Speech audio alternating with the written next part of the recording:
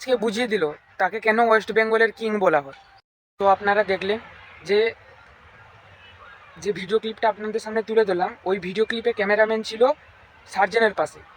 তো সে সার্জেনের পাশে দাঁড়ানো সত্ত্বেও প্রেসার কার অনুভব করতে পারছেন, আপনার ভিডিওতে প্রেসার কার অনুভব করতে পারছেন, নিশ্চয়ই পাওয়ারই করতে পারছেন। ये बड़ी अच्छी बात कही आप।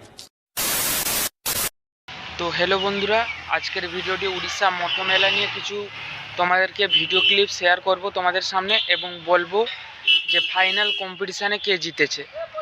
তো অনেকেই অনেক কথা বলছে যে পাওয়ার জিতেছে, সার্জেন জিতেছে, বা তোমাদের এখানে পঙ্কজ জিতেছে।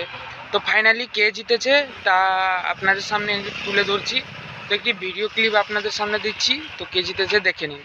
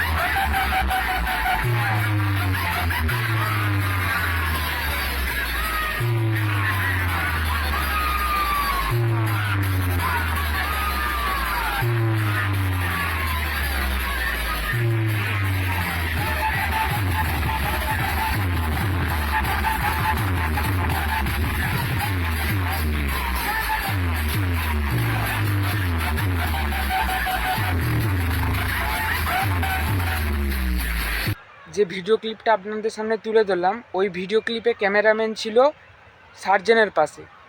তো সে সার্জেনের পাশে দাঁড়ানো সত্ত্বেও প্রেসার কার অনুভব করতে পারছেন, আপনার ভিডিওতে প্রেসার কার অনুভব করতে পারছেন, নিশ্চয়ই পাওয়ারই করতে পারছেন। भाई यहाँ पे क्या हो रहा है भाई? यहाँ पे क्या हो रहा भाई?